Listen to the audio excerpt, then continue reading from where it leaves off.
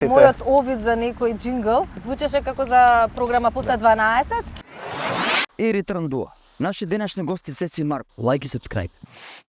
Добре дојдовте во најновата епизода на Return Time Duo. Драги пријатели, добро дојдовте во 100-та епизода на Return Time. Денеска, како што може да забележите на нашите градски клупи, всушност имаме првиот број градскиот парк. Имено.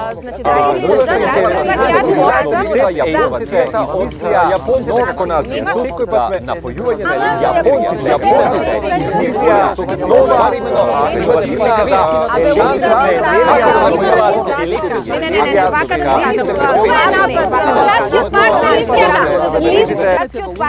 само овој вокал. Ми ги блокиравте мислите, нема и смисла ова. Ајде, гледа, води, ајде. Не ми се води ни мене. Колку време се познаваш со Марко? 9-10 години или помалку? Ти си била второ, јас бев трето доление. Он 9, јас 8. или 7. Што најмногу сакаш кај Цеце? Почна е секогаш на време, За разлика.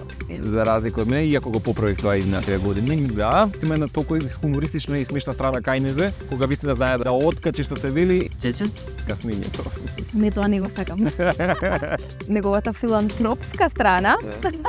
Цеце, што најмногу те нервира кај Марко? Ќе рече, ама еве доаѓам, еве тука сум, а тој не ни тргнал. Не ни тргнал. Марче, што највеќе те нервира кај Цеце? Има ситуации кога има на имплозија и у секунда кога можеби не е најсоветно секој пат да речеме да се налути за некоја ситуација. Кој е првиот краш на Марко? Данда. Леле. Ти кажеш позади фурната кога јадевме. Да, тоа. Демек јадевме лепчиња, всушност. Ја не се сеќам да не сум била директна. Не, најинтересно. Не сме биле трио. Со кого Цеце си има бакнуване на постер? Backstreet Boys. Браја. Кој е подобар водител од вас двајца?